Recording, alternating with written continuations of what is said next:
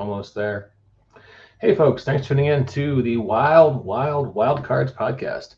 I'm your host, Mike Laffrey, here with our other host, Ross Watson. Hello, everybody. Hey. Good. As well as very special guest, Darrell Hayhurst from Pinnacle Entertainment Group. How you doing, Darrell? Not a host, Darrell Hayhurst. Doing great. Thank you guys for having me. All right. And I was just notified by Twitter that we will not broadcast on there because we don't have a premium account. So boo hiss. We're not paying for the blue check mark. So are they even Twitter anymore, really? Change is the only constant, my friend. Let me play our obligatory introduction music. Just 1 second.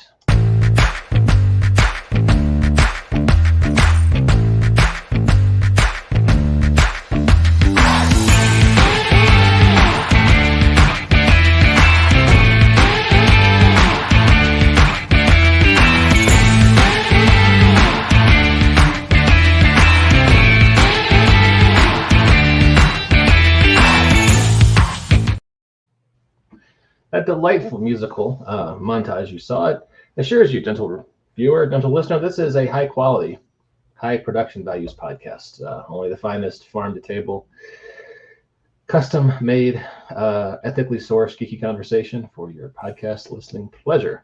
Brought to you by our good friends at Star Anvil Studios. Ross, would you like to say a word about our sponsor? Sure. Right now, they're running a Kickstarter for a setting called Starbreaker. Part of it's called Saints and Sinners. You can go check that out right now. It's gritty sci-fi fantasy.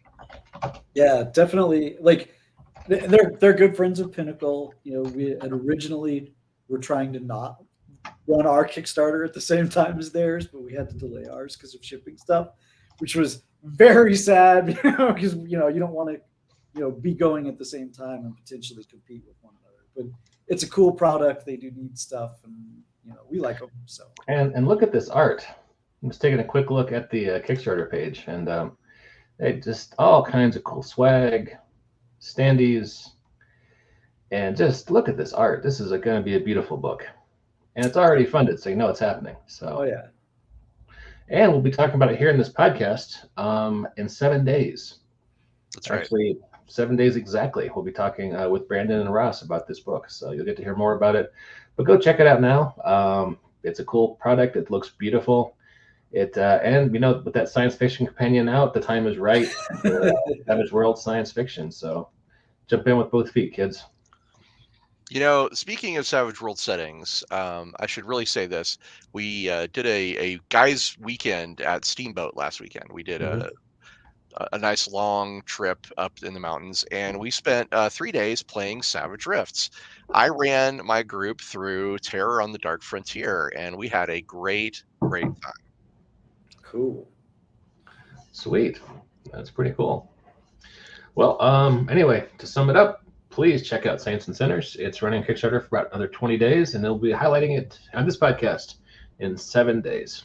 So, and with that, I want to draw your attention before I forget to the banner that's scrolling beneath Mr. Hayhurst's handsome face. tinyurl.com/Savage Northwest is the easiest and quickest way to get to this Kickstarter, which is Deadlands, Abominable Northwest. And Rise of the Black Circle and Carnage in the Cascades. The Kickstarter is so nice, we did it thrice. So, tell us all about the Savage Northwest. I'm sorry, which one am I talking about? Whichever one. Yeah, we'll start with the Northwest, right? So in the old Deadlands, we did these books called trail guides, right? And they would take geographical areas of the United States, kind of zoom in on them a little bit, and like, oh, here's the extra Deadlandsy stuff that you need to know about, or here's where history went different in the Deadlands world and made some changes that you need to know about. And we're doing those for Deadlands: The Weird West, Persuade, and all of that.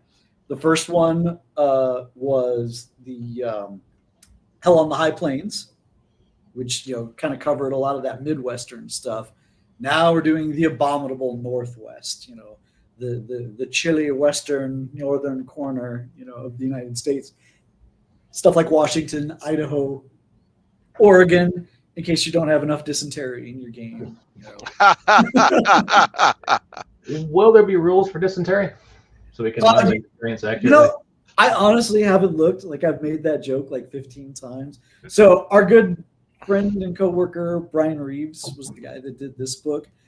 So I didn't write this one. So there's a few things like I won't know. Like, I don't think we called out dysentery specifically because it's already covered by regular diseases. But for all I know, there is something there. I mean, every time someone's been like, whoa, but did you cover this? Someone's looked and it's like, oh my God, yes, it is covered. I'm just going to wildly speculate. One of my favorite regions of that area is Mount Shasta. And I really would love to see that covered in Deadlands. That I know is in there. Yeah. Yes. Do you have some favorite locations or NPCs or things that are featured in the Abominable Northwest? So, and I have to be like careful, like not talking about stuff I'm not supposed to talk about. Honestly, my favorite is there's a stitched man, essentially a ghoul made from dead body parts and empowered by a Manitou or whatever. So essentially harrowed, but in this case, like sewn together out of multiple parts, and it's sewn together out of dug up Lewis and Clark. Whoa! So you got like a two-headed Lewis and Clark, like zombie golem thing. I don't know why, that just kills me every time I see it. Are they still arguing about which way to go? Well, you mean if they argue too much, they'll split back apart. Creatures' weakness. Well, we all know that the real brains of that operation was Sacagawea anyway. Right? Exactly. All right. What about Rise of the Black Circle? What can you tell us about that? So Rise of the Black Circle was originally started as a comic book by our partners Outland. Outland's not really around anymore. And there was another issue that we had in the can. And we're like, we believe in the story. And the nice thing about the story is if you followed our Night Train Kickstarter, one of the things that we were trying to bring back forward is the dime novels, which feature these iconic characters. Like, these are the characters that launched Deadlands, like Harold Ronan Lynch and Velvet Von Helter, who's the huckster, and Bad Luck Betty. And Rise of the Black Circle follows those characters in the more modern timeline, as they're facing new evils kind of rising up in the spaces left behind with Morgana after the Morgana effect happened. So there were 2 issues that came out as kind of standalone floppies. There's a third that didn't come out as a standalone. This combines all of them into a graphic novel format and, of course, adds game stats for our heroes and the villain, La Bruja. So this is a graphic novel that is it's the complete story. It is, yes. Awesome. Are there going to be more graphic novels or comics, or is this kind of a wrap-up? So, no, it ends with the story continues in the next thing. Shane's a comics guy, right? He just loves comics. So, it's just a matter of figuring out how and when we can do it. He's got these stories to tell, and he'll tell them somehow, some way. So I should point out here, we're looking at the Kickstarter page. 112,000 is a good amount. Does not suck. Yeah, solid Kickstarter, and it's still 18 days to go. It's the first week, so right. Yeah. Right. Now, the third part of this, of course, is Carnage in the Cascades, and we can already see. It looks like a pretty big Yeti of some kind, or Wendigo. I believe it's Bumble from Rankin and Bass's Rudolph the Red-Nosed Reindeer.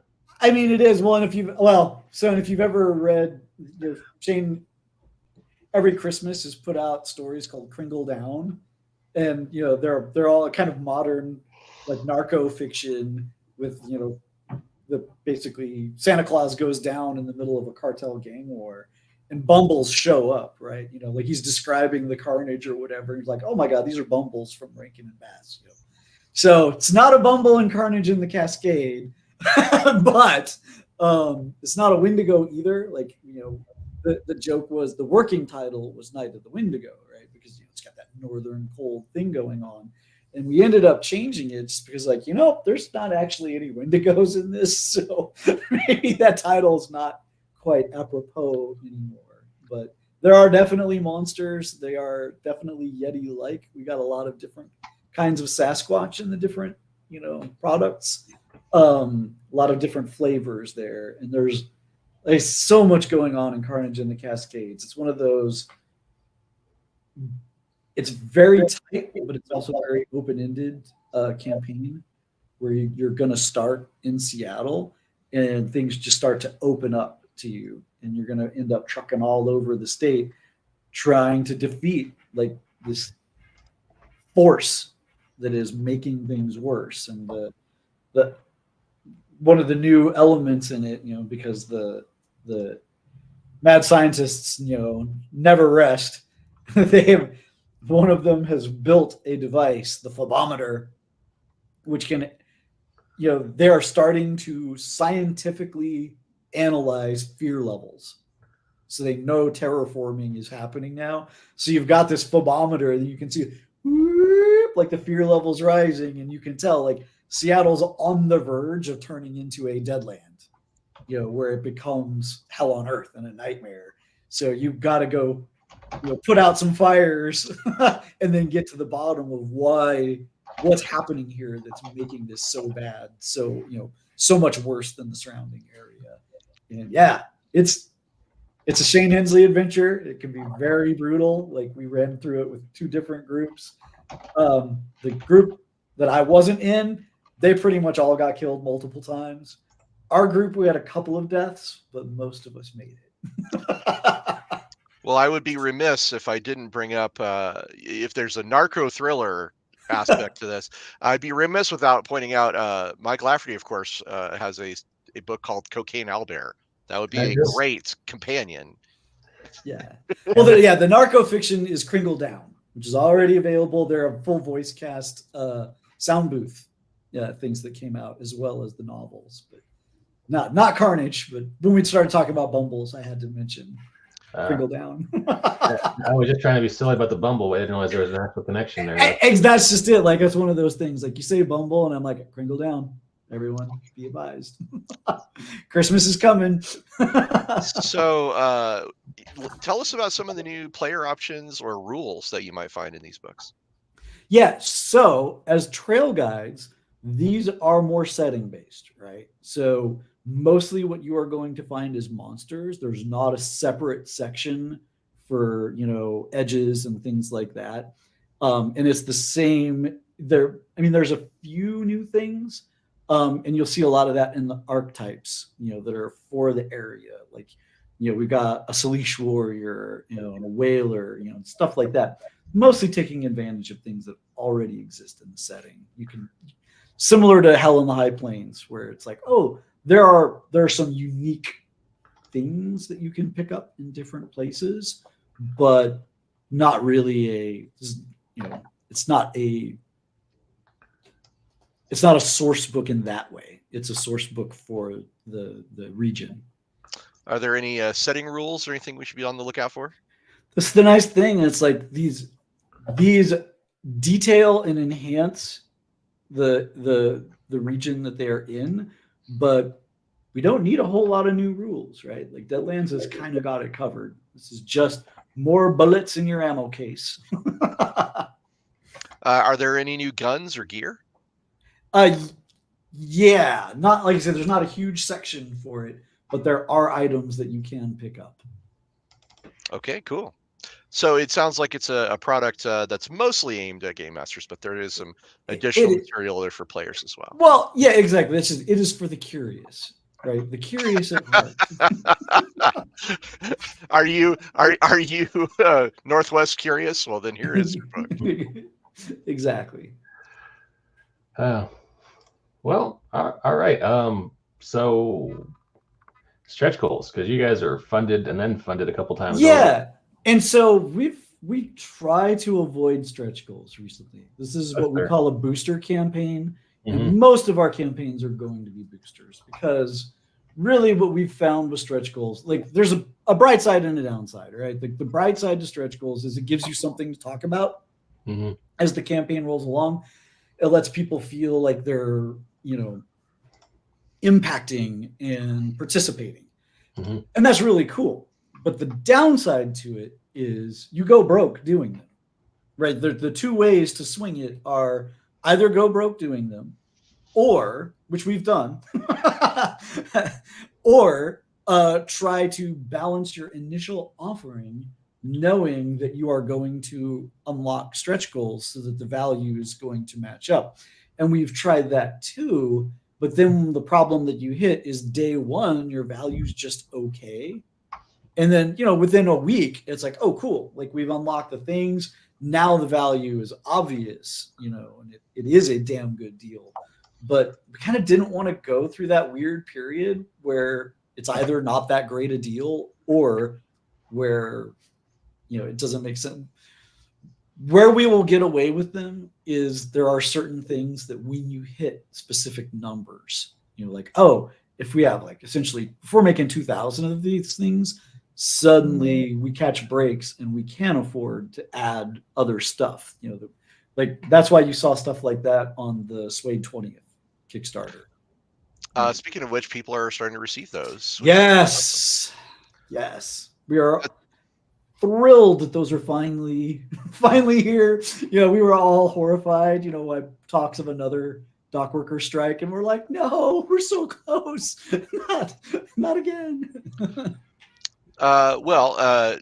Obviously Deadlands fans are going to be interested in this, but a lot of those Deadlands fans, they like to hear more about what if this advances the Deadlands story, or what specific Deadlands aspects are called out in it. So what are some things you can say about that?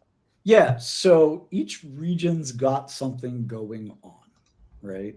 So right now the trail guides are all, in our 1882 to 1884 zone where the game is living, right?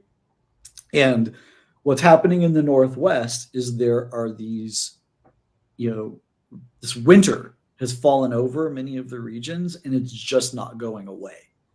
It's like we had a bad winter and it just didn't stop. So that means something is happening, and that's kind of affecting the region. And there's multiple Savage Tales in there that kind of trace back to this and some of the things that come out of it. That's actually one of the other creatures that I should mention from Abominable Northwest that I get a big kick out of is, there's a subcategory of critter in Deadlands called the living fossil, and this one's got a living fossil for a woolly mammoth. Nice. Nice. Giant skeletal woolly mammoth running around. It's like, okay, now there's your winter for you, right there. No kidding. And then different specific regions have their own things going on, the madness around the Salt Sea, things like that happening. And that's something we didn't do as much of in Hell on the High Plains. Hey, Tyler, thanks for the comment. Night Train's coming so soon, you guys. It's coming soon. John Goff will be very proud. I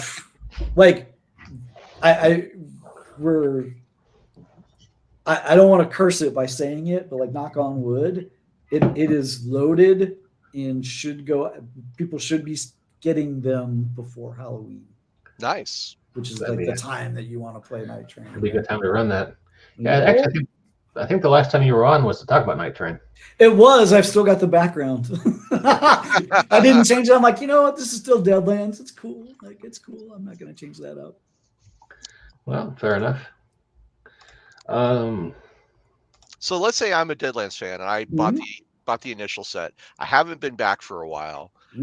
How would you sell a person like that on the Savage Northwest? Right. So it's all about what I call ammo in your gun belt, right? It's like, hey, it's fun to read anyway. Like you said, this is mostly meant as a guide to the region, which means you're going to use it in adventures. It's going to be, if you go here, here's what you find. And if you're not playing, you can still read it. It's like, here is what's here, right? You can have that game for yourself in that way. But for everyone else, it's like, no, either I'm getting a jump on like some of the critters, that my character might have experienced before, even if I personally haven't fought them yet. So when I make that occult roll, like I know how living fossils work, or I know what the difference between a stitched man and a harrowed is, things like that. And just filling in the craziness, that ongoing tapestry and story of Deadlands, because it's sort of the Wild West, but also there's so much more, and you never know what until you catch up and get the stuff. So, like, roughly how many Savage Tales are we talking about? Is there a plot point campaign? It's not a plot point, but there are multiple Savage Tales that do interconnect. I don't have an exact count, but it's probably 20-ish. Wow, that's a lot. It is. It's a lot, right? You say like every state's got like at least 6, and there's 3 states. So I mean, that right there is a big selling point. It's got 20 Savage Tales in it. I mean, that's pretty good. And like I say, unique creatures all over it. Like, it's 212 pages packed with the goodies for exploring, for running your games, for what you find when you get there. Are there any well-known Savage Worlds authors that worked on this project? This is mostly Brian's project. So Abominable Northwest is mostly Brian. Like, the usual suspects have the shout outs and thank yous, for having contributed different sections of it.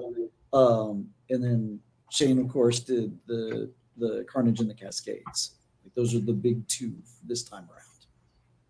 Awesome. Well, I mean, you can't beat Deadlands written by Shane Hensley, right? I mean, that's right. I mean, that's exactly it. What about you, Mike? Is there something that stuck out to you as part of this whole deal? Before we go on, Matthew Cutter and Garrett Leahy have special shout outs for material in the book. So,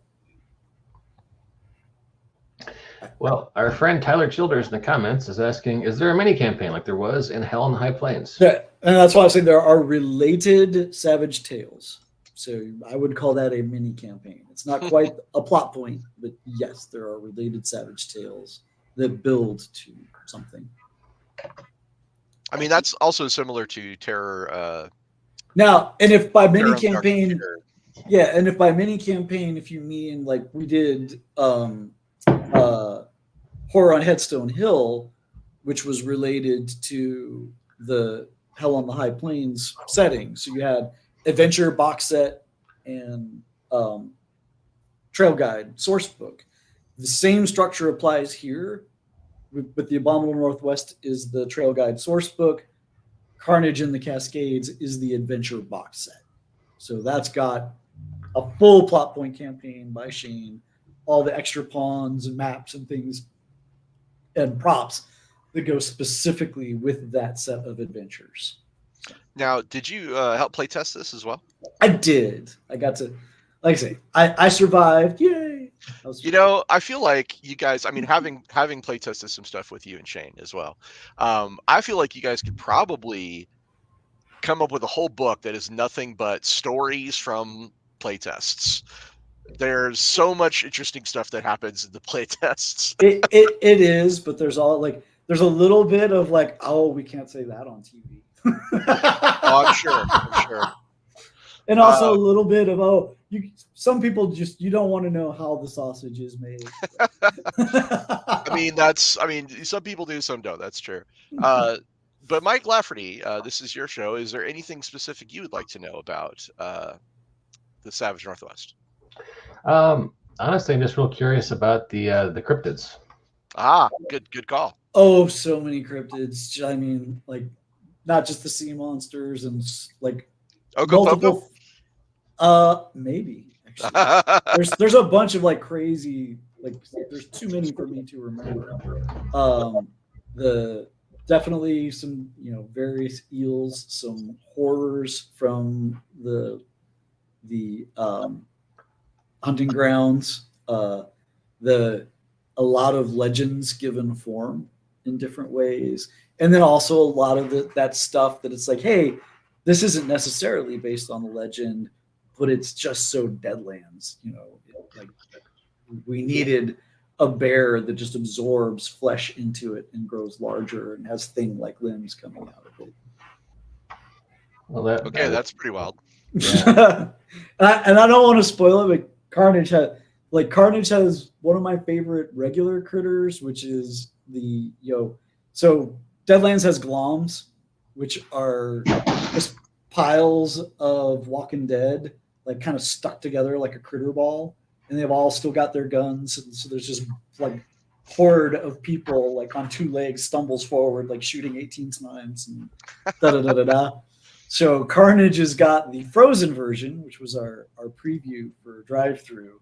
So it's still a giant pile of corpses all conglomerated into one giant thing with weapons, but they're all frozen solid. So they've got an ice aura, and their flesh is harder because it's icy, and like all this stuff. I'm imagining a Katamari Damacy ball of zombies. It is, and the great thing is, like, it can dynamically get bigger if you're fighting in an area with corpses. They roll over the corpses and add more, including player characters if you go down to it. Oh no!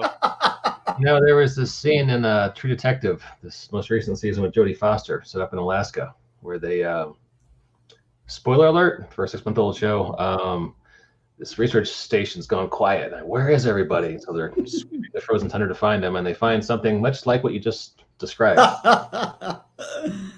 Nice. Great minds think alike. Yeah, I was scouring the web. I couldn't find too many art previews online besides what we've got in the Kickstarter page. You guys always put out great looking books. I'm not saying you don't, but yeah, looks good. Yeah, we try to do enough to show it, not enough that you feel like you've already seen the whole book. Yeah, you just want to tease a little bit. You don't want to give the whole show away for free. Yeah. So the other critter that I love, and I won't say too much about it because I don't want to spoil it, but it's called a basket ogress. And what's in the basket is horrifying, and it throws what's in the basket, and it's hilarious and terrible at the same time. Is it like that film Basket Case? Not Maybe. Unlike. Less unlike than you might hope. Wow. Is it? Well, okay, now I'm speculating, but anyway, here's a cool pic of Cryptid Country, and that's something Bigfoot adjacent, appearing out at Jeremiah Johnson here. It is. We've got, I think, 3 different tribes of Sasquatch, and they've all, because the funny thing was when we were developing it, the question was like, well, what do we do with Sasquatch? Because there's different legends, there's different versions and all that. And then it was like, well, why don't we do them all, right? Like, it doesn't have to be this monoculture of Sasquatches. So some are quite friendly, some are horrible. Like one of those pieces of art was the living fossil for the mammoth. Mm-hmm. Yep. That's pretty cool. Yeah, it's a bad place. It's a bad place. You don't want to be starving up there. Well, it looks great. I can already see myself making a character for this. Mike, do you have any last thoughts or final questions you'd like to ask? No, I think we've covered it. Looking forward to it. Looks like a fun book. Books, multiple. That's Darrell, what do you want to leave our audience with as we